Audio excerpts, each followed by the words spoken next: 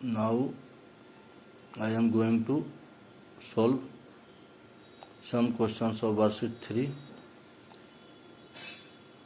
of chapter 4, ratio and proportion. Question number 1 and 3 already solved.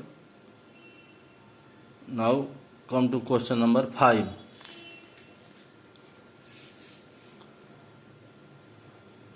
Four erasers are purchased for ₹10.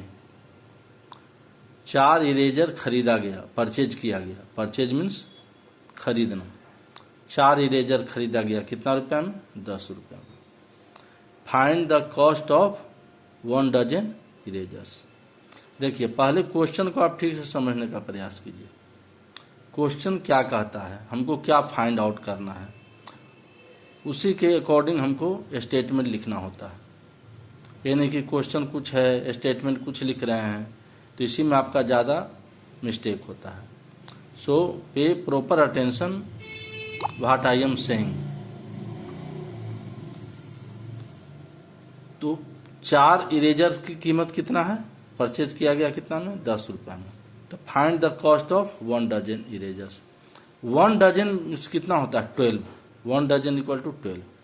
यानी आपको 12 erasers का cost find करना है. अब कहते हैं हमको समझ में नहीं आता है. इसमें समझने की क्या बात है, आप ध्यान से देखें. Find the cost of 1 dozen erasers.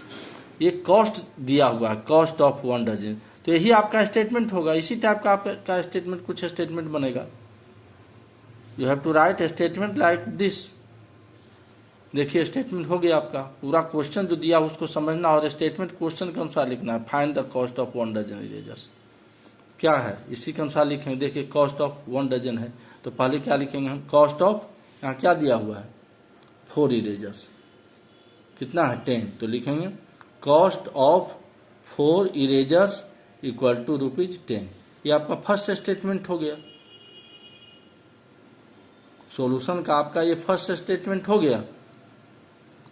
अब नाउ सेकेंड स्टेटमेंट. 4 इरेजर्स की कीमत अगर 10 रुपया है, तो पहले हमको फिर सेकेंड स्टेप में हमको 1 इरेजर का कॉस्ट निकालना है. यही यूनिटरी मेथड है. बर्ड्स प्रॉब्लम में आपको यूनिटरी मेथड यही होता है. यूनिटरी मीन्स 1 पर आपको कैलकुलेट करना है. पहले भी आपको बताया गया. Cost of 1 eraser. तो 4 इरेजर की कीमत अगर 10 रुपया है, तो 1 इरेजर का कितना कीमत होगा, आप सोचिए जरा. कम रुपया लगेगा, कम अमाउंट लगेगा. 10 से तो कम ही लगेगा ना. जब 10 से कम लगेगा 1 इरेजर का कीमत, तो कितना होगा? तो कम होगा. तो कम होने के लिए क्या होता है, कोई भी चीज को हम डिवाइड करते हैं, और ज्यादा होने के लिए मल्टीप्लाई करते हैं. तो कॉस्ट ऑफ 1 इरेजर, 4 इरेजर्स का कॉस्ट कितना है? 10. तो कॉस्ट ऑफ 1 इरेजर क्या हो जाएगा? 10/4. अब इसमें क्या होता है कंफ्यूजन, कि हम ऊपर 4 लिखें या 10 लिखें. तो आप ध्यान दीजिए, बार बार कहते हैं. देखिए, आप जब क्वेश्चन सोल्व करते हैं तो आपका राइट हैंड किधर है? 10 की तरफ. लेफ्ट हैंड किधर है? 4 की तरफ. तो जो आपका राइट हैंड है की तरफ वाला जो नंबर है, उसको आप ऊपर लिखेंगे. लेफ्ट हैंड की तरफ जो बाएं हाथ की तरफ जो नंबर है 4, उसको आप नीचे लिखेंगे. हर एक क्वेश्चन में इसी टाइप से है इसमें. तो cost of 1 eraser equal to 10/4. अब क्या है? 1 dozen. Cost of 1 dozen erasers आपको फाइंड करना है. 1 डजन 12 होता है. Then cost of 12 eraser. कुछ स्टूडेंट यहाँ लिखते हैं कॉस्ट ऑफ 1 डजन. 1 डजन हम क्यों लिखेंगे? 1 डजन को हम नंबर में कन्वर्ट करेंगे. Cost of 12 erasers equal to, अब 1 इरेजर का कितना कॉस्ट था? 10/4. तो 12 इरेजर्स का कॉस्ट कितना होगा? Cost of 12 erasers 10/4. 1 इरेजर का कॉस्ट जो है 10/4 इंटू इसको 12 से मल्टीप्लाई कर देंगे. यही आपका प्रोसेस है.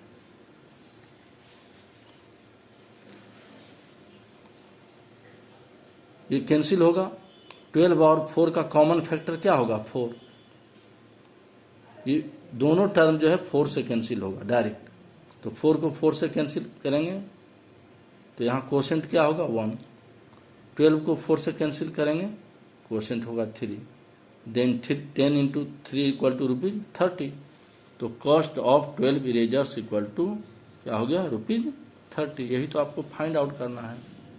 Cost of 1 dozen erasers.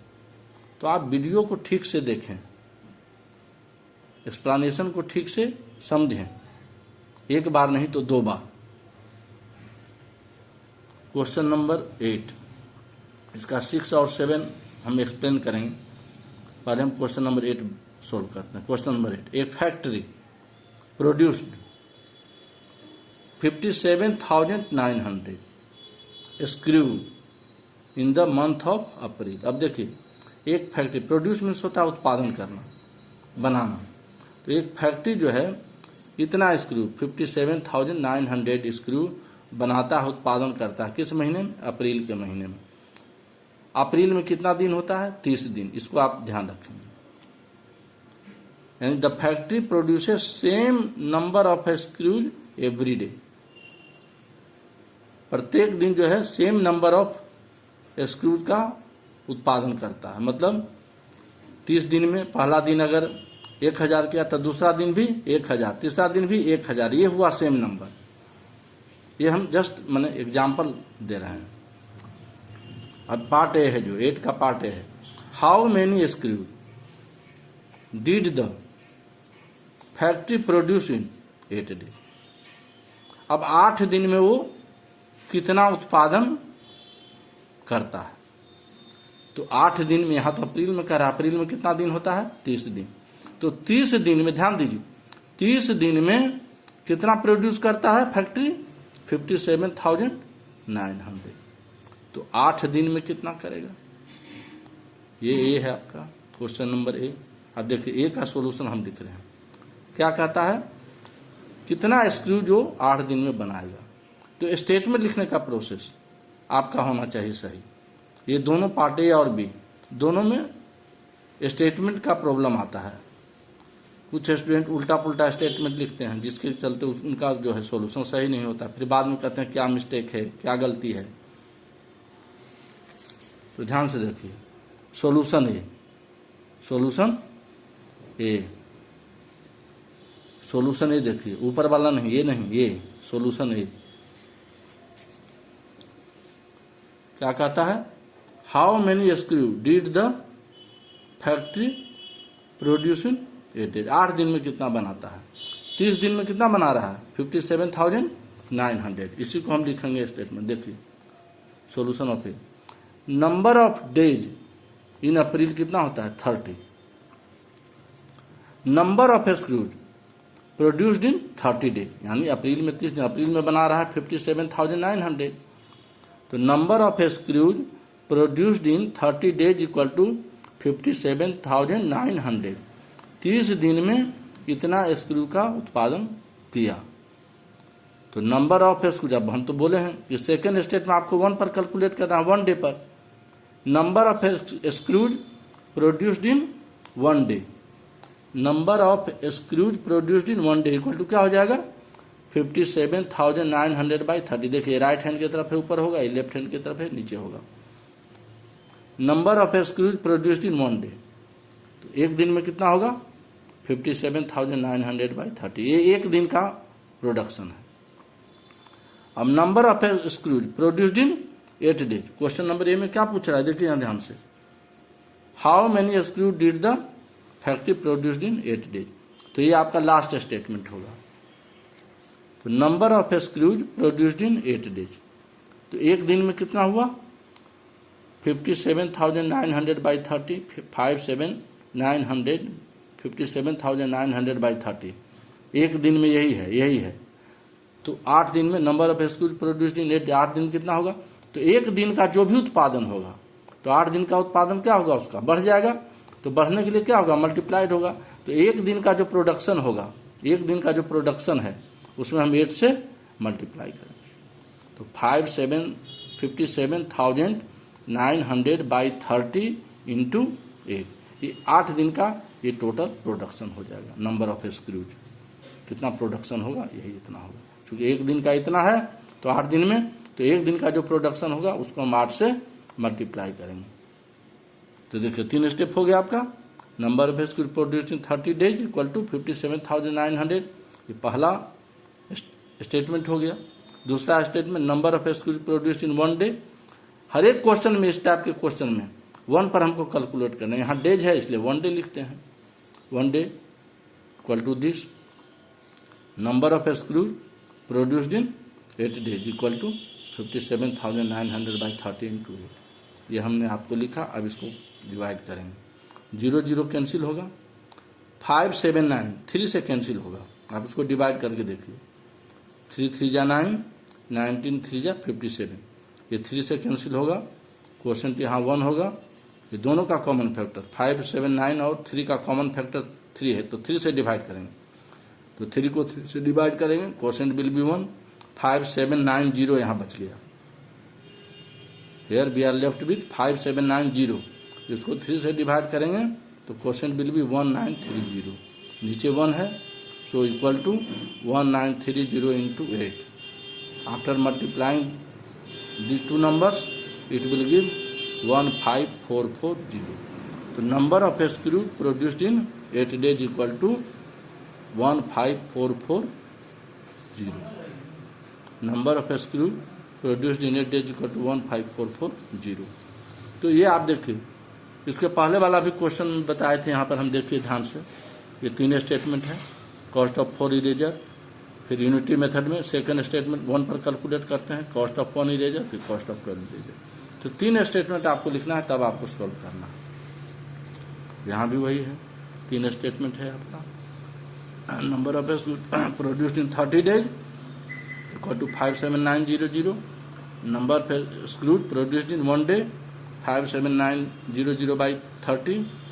Number of screws produced in 8 days equal to 57900 by 30 into 10। अब इसको सिंप्लीफाई करने के बाद it comes 15440। Then we will write final statement. Number of screws produced in 8 days equal to 15440। तो that is solution of part A. अब part B में क्या कहता है? इन हाउ मेनी डेज, कितने दिन में did the factory produce 34740 screw. अब इतना स्क्रूज को प्रोडक्शन करने में उसको कितना दिन लगेगा? तो हमको तो इन्फॉर्मेशन देखना होगा पहले कि क्या इन्फॉर्मेशन है। तो 30 दिन में, अप्रैल में कितना दिन होता है? 30 दिन। तो 30 दिन में कितना स्क्रू बना रहा है? 57990, यानी 57990 स्क्रू को उत्पादन करने में कितना दिन लग रहा है? 30 दिन, 30 डेज। तो इतना स्क्रूज को प्रोडक्शन करने में कितना देर लगेगा? How many days. तो इसमें भी आपको स्टेटमेंट लिखना होगा कुछ इस तरह से। सॉल्यूशन बी, पार्ट बी का जो भी क्वेश्चन हमने दिखाया।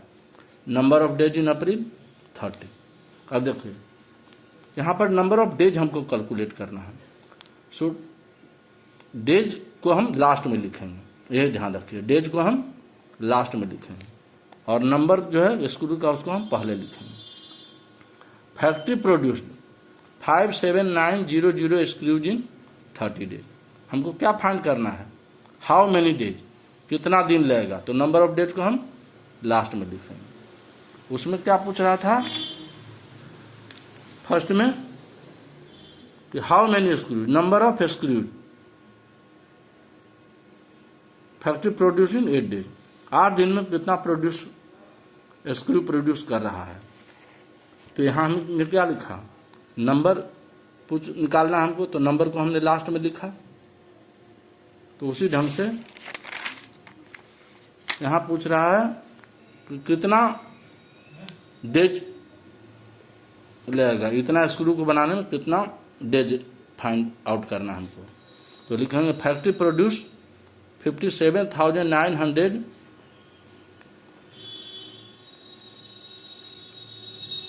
Factory produce 57,900 screws in 30 days. देखिए नंबर ऑफ डेज पूछ रहा है, तो इसको हम लास्ट में लिख रहे हैं। Factory produced 1 screw. अब इतना स्क्रू को लग रहा है 30 दिन, तो एक स्क्रू बनाने में कितना दिन लगेगा? तो सेकेंड स्टेट आपका यूनिटी मेथड है, तो सेकेंड स्टेट 1 पर कैलकुलेट होगा। 1 स्क्रू इन, देखिए आपका राइट हैंड की तरफ 30 है तो ऊपर होगा। ये नहीं कि बड़ा नंबर है तो ऊपर लिखेंगे, नहीं, जो आपका राइट हैंड की तरफ है, क्योंकि हमको डेज कैलकुलेट करना है इसमें। हाउ मेनी डेज, तो नंबर डेज को हम लास्ट में लिखेंगे, ये ध्यान रखना है। तो फैक्ट्री प्रोड्यूस्ड 1 स्क्रू इन 30/57900, डेज लास्ट में है तो इसको ऊपर में, और ये आपका लेफ्ट हैंड साइड में है तो ये नीचे में लिखेंगे डिनोमिनेटर में। ये आपका राइट हैंड साइड है तो इसको हम न्यूमरेटर में लिखेंगे। तो 30/57,900, ये 9 है,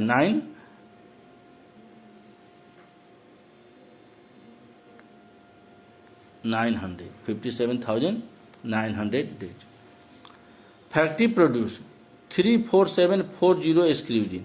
अब इतना स्क्रू को कितना दिन में उत्पादन करेगा, ये आपका क्वेश्चन में कह रहा है। देखिए कि be in how many days did the factory produced 34740 screw, 34,740 screw को बनाने में कितना दिन लगेगा।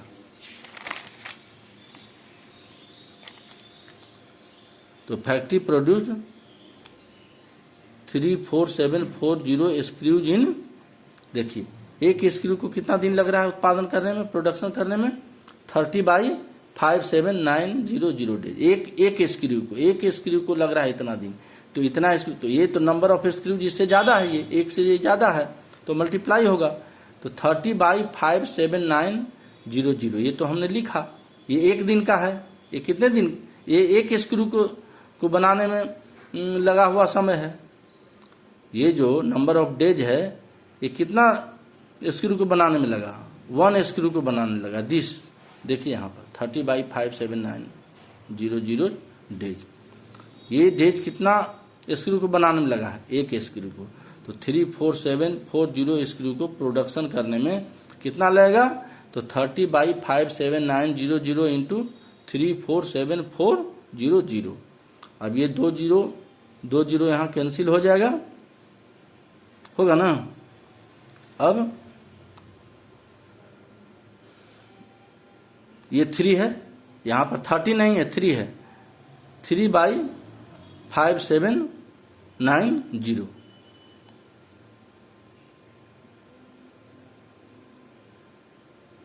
ये आपका 34740, यहाँ पर एक ही जीरो है। Here is only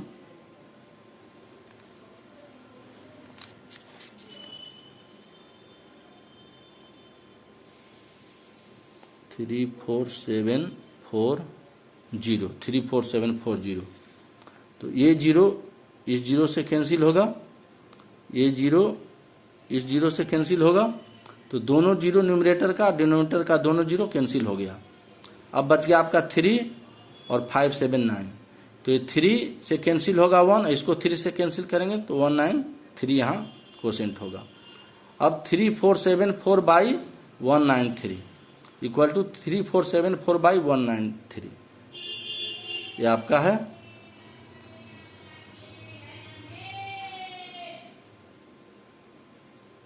अब ये आपको यहाँ डिवाइड करना होगा 18, इसको 3474 को 193 से डिवाइड करेंगे। यहाँ देखिए 193 1 टाइम से यहाँ लगेगा, तो 193 7 में 3 सब्ट्रैक्ट करेंगे 4, 14 यहाँ 1 कैरी करेंगे 110, 14 में से 9 सब्ट्रैक्ट करेंगे 5, यहाँ 2 लेफ्ट ओवर होगा, 2 में से 1 माइनस करेंगे 1, यहाँ 4 आएगा। फिर ये 193 को 8 टाइम्स मल्टीप्लाई करेंगे तो 1544, ये आपका कैंसिल होगा 0, तो यहाँ हो जाएगा यहाँ 18